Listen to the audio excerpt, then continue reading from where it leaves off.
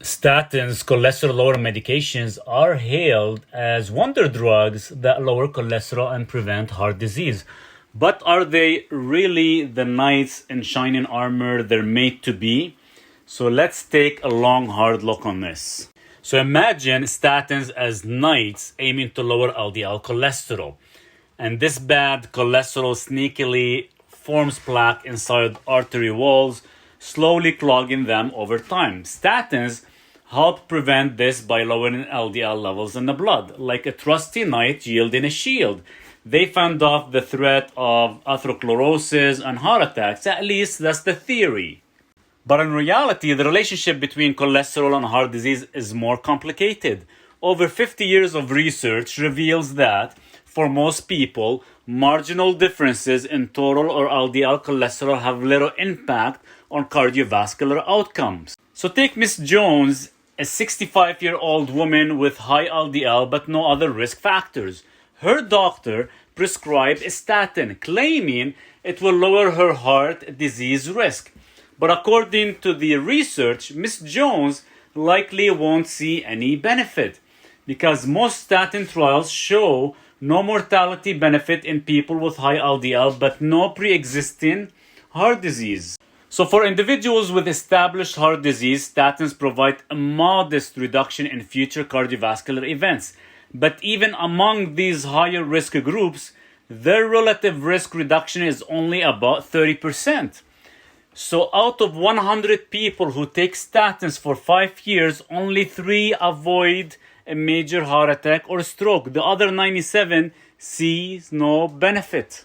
Now weigh that modest advantage against the costs. Like any knight, statins aren't perfect. For up to 20% of statin users, they come with adverse effects, meaning the drugs cause harm. Symptoms like muscle pain, digestive issues, memory loss, joint pain, diabetes, and neurological problems are commonly reported.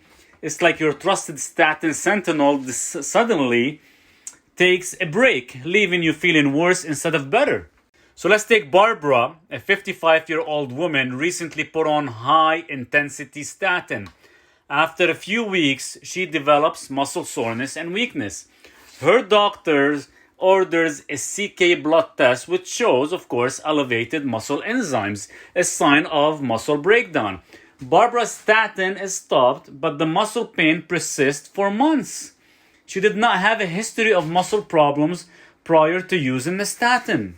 Some downplay these side effects as nocebo responses not truly caused by the drug, but the evidence suggests otherwise. Double-blinded placebo-controlled trials demonstrate a real increase in adverse events on statins. The symptoms often regress when the statin is stopped and reoccur if it's restarted. This reveals a clear causative link. But here's the good news. You likely have alternatives to lifelong statin use. Through simple lifestyle measures like wholesome diet, exercise, stress relief, and restful sleep, most people can actually normalize cholesterol levels without any drugs. So think of it as feeding your body the best possible fuel. Focus on nutritious whole foods like vegetables, fruits, some nuts and seeds, and grass-fed, pasture-raised animal products if you choose to eat meat. Now avoid processed foods laden with refined carbs, added sugars, and of course, inflammatory industrial seed oils. Hydrate with water and Celtic sea salt, and of course, limit soda, fruit juices, and alcohol. So Jenny, a 49-year-old real estate agent, is shocked when her doctor says she has high total and LDL cholesterol. She's not overweight and considered herself decently healthy. But a stressful period at work meant fast food several times a week and little exercise. So instead of starting a statin, Jenny commits to lifestyle changes. She prepares simple home-cooked meals with antioxidant-rich foods.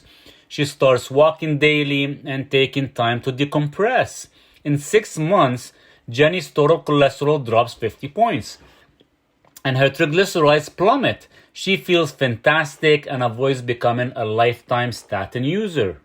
Nutritional supplements can also help normalize cholesterol. You have niacin, magnesium, and dressed yeast rice can all safely lower LDL and triglycerides. Magnesium, niacin, omega-3s, garlic, and soluble fibers such as chicory root optimizes HDL. A blend of these natural substances may mimic statins' LDL lowering effects without any nasty side effects. Jeff is a 60-year-old executive with a stubbornly high LDL despite improving his diet. He has a cholesterol balancing supplement with niacin and red yeast rice extract. In 8 weeks, his LDL drops 40 points back into the normal range. And Jeff feels great and continues the natural protocol rather than opting for a statin. The bigger issue for heart health is not cholesterol itself, but the level of inflammation in the body. Cholesterol naturally rises in response to inflammation as it works to patch wounds and engage in other repair functions. The key question becomes what is causing inflammation on such a massive scale that cholesterol keeps itching upwards? And likely culprits include increased environmental toxins, chemical additives in processed foods, high levels of omega-6 oils, insulin resistance from excessive sugar intake, chronic stress, obesity, sleep deprivation, and other consequences of modern life. Jerry, a 50-year-old sales rep, struggled for years to lower his LDL below 200 with statins. Despite lipid panel improving, he continually felt lousy. Finally, his doctor tested hsCRP and LPPLA2 markers of inflammation. Both were dangerously high.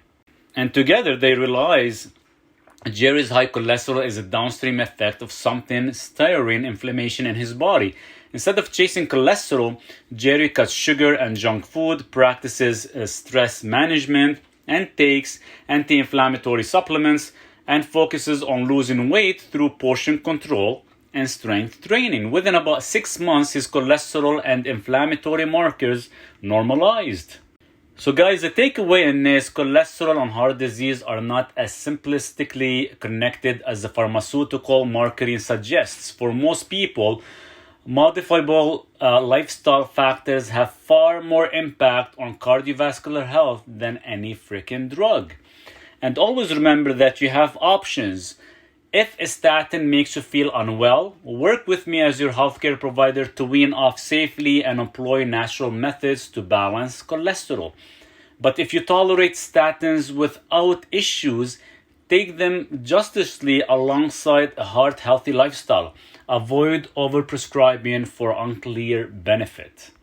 And above all, recognize that long-term health extends far beyond any single lab marker. Don't fall prey to fear-mongering around cholesterol. Make thoughtful lifestyle choices, pay attention to inflammation, and trust yourself to take an active role in your well-being. Thriving health is possible without pharmaceutical dependency.